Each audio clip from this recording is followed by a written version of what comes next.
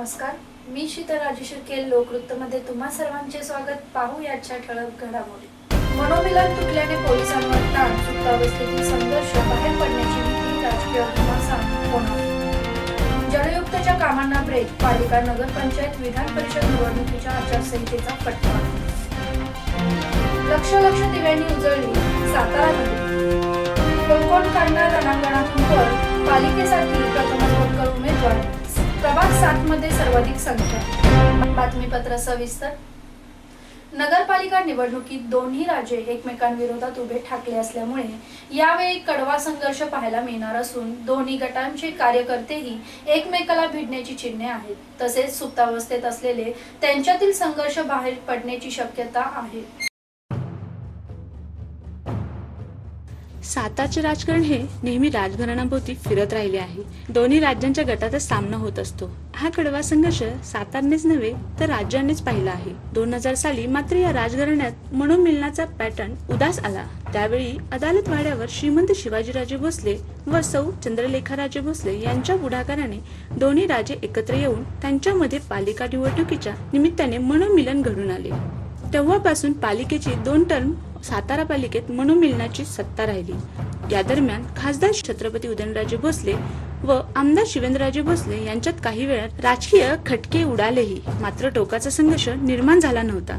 त्यामुळे दोन्ही गटाचे कार्यकर्तेही राजकीय पटलावर संयमाने वावरताना आढळते। काही वेळा कार्यकर्त्यांमध्ये चकमकीही होत होत्या, मारामारीपर्यंत प्रकरणे गेली होती। मात्र खासदार उदयनराजे व आमदार शिवेंद्रराजे यांनी मध्यस्थी करून कार्यकर्त्यांना सामंजस्याची भूमिका घेण्यात भाग पाडले होते। मनोमिलनाच्या कारभारामुळे सगळं शांत होत होते। आता मात्र मनोमिलनाचा काडी मोड झाल्याने यंदाच्या पालिका निवडणुकीत सातारा विकास आघाडी आणि नगर विकास आघाडीच्या उमेदवारांनी स्वतंत्र अर्ज दाखल करत निवडणूक जिंकण्यासाठी आता बाया मागे सारल्या आहेत। पालिका नगरपंचायत आणि विधान परिषद निवडणुकीच्या आचारसंहितेचा फटका कृषीसह जलयुक्त शिवारच्या विविध कामांना बसला आहे। टेंडर प्रक्रिया होणार नसल्याने कोटींच्या कामांना महिनाभराचा ब्रेक मिळाला आहे। स्थानिक स्वराज्य संस्थांच्या निवडणुकांची प्रक्रिया सुरू झाली आहे। 7 नगरपालिका आणि 6 नगरपंचायतींसाठी 27 नोव्हेंबर रोजी मतदान आहे। त्यासाठी संपूर्ण जिल्ह्यासाठी आचारसंहिता लागू असल्याने याचा परिणाम विकास कामांवर झाला आहे। कृषी विभागाला सर्वाधिक फटका बसला आहे। त्यामध्ये कृषी विभागाच्या विविध योजनांमधील कामांसह जलयुक्तच्या कामांचा समावेश आहे। जलयुक्तमध्ये सध्या दुसऱ्या टप्प्यातील 210 गावांत विविध विकास कामे सुरू होती। त्यासाठी शासनाकडून 20 कोटींचा निधी उपलब्ध झालेला होता। आता गावनिहाय आणि विभागनिहाय कामे सुरू करण्यात येणार होती, पण आचारसंहिता लागू झाल्याने या सर्व कामांना ब्रेक बसला आहे। जलयुक्तच्या लोकसहभागातून झालेल्या कामांमुळे चांगल्या प्रकारे पाणीसाठा होऊन अनेक गावे जलस्वयंपूर्ण झाली आहेत। यावर्षी या गावांमध्ये मे महिन्यात देखील टँकर लागणार नाही। टँकर मुक्तीच्या दृष्टीने जिल्ह्याचे हे पहिले पाऊल आहे। जलयुक्तच्या कामात कृषी विभागाचा मोठा वाटा असून सर्वाधिक कामे याच विभागाच्या माध्यमातून झालेली आहेत। कृषी विभागाच्या सर्व महत्त्वाच्या योजनाही आचारसंहितेत अडकल्या आहेत। या योजनांतून होणाऱ्या कामांची टेंडर प्रक्रिया आचारसंहितेत अडकल्याने या कामांसाठी आणखी 1 ते 2 महिने वाट पाहावी लागणार आहे। लक्ष्मी पूजनानिमित्त लक्ष दिव्यांनी सातारा शहर उजळून निघाले होते। वसाहती, बंगले, दुकानांवर विद्युत रोषणाई करण्यात आली होती। तसेच ठिकठिकाणी फटाक्यांची आतषबाजी देखील केली होती। दिवाळीच्या 4 दिवसात लक्ष्मीपूजनाला महत्त्वाचे स्थान आहे।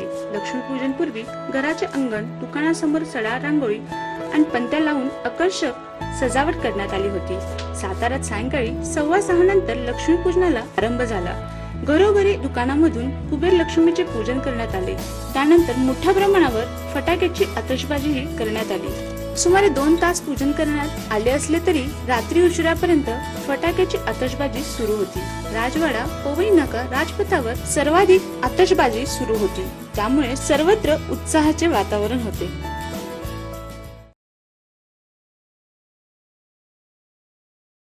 सातारा नगरपालिकेसाठी एकूण 253 अर्ज दाखल झाले असून प्रभाग 7 मध्ये सर्वाधिक 20 उमेदवार मैदानात उतरले आहेत, तर उमेदवारांची सर्वात कमी संख्या प्रभाग 11 व 18 मध्ये आहे. बुधवारी अर्जांची छाननी होऊन अंतिम चित्र 11 नोव्हेंबर रोजी दिसेल.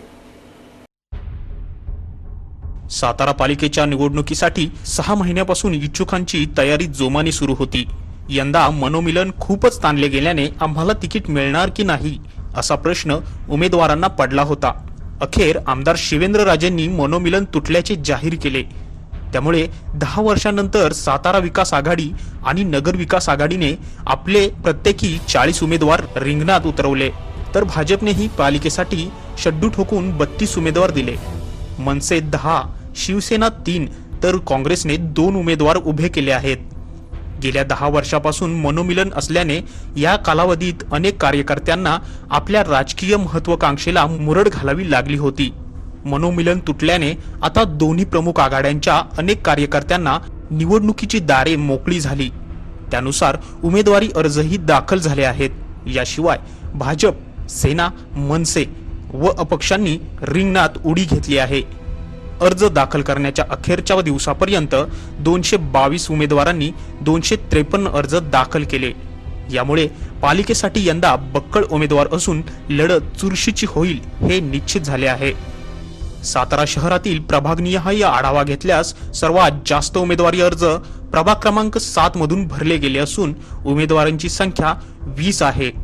त्यापाठोपाठ प्रभाग क्रमांक 3 मध्येही 17 उमेदवारांनी अर्ज भरले आहेत, तर प्रभाग क्रमांक 11 आणि 18 मध्ये सर्वात कमी म्हणजे प्रत्येकी फक्त 5 अर्ज दाखल करण्यात आले आहेत. उमेदवारांच्या एकूण संख्येने 200चा आकडा पार केला असला तरी शेवटपर्यंत मैदानात कोण राहणार याची उत्सुकता आहे. काही जणांनी सेटलमेंटसाठीही अर्ज भरले असतील, तर काहींना ऐन वेळच्या घडामोडी, नेत्यांनी दिलेला शब्द यामुळे माघार घ्यावी लागेल.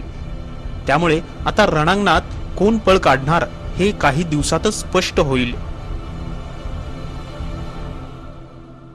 उद्या पुन्हा भेटूया पुढील बातमीपत्रामध्ये. तोपर्यंत नमस्कार.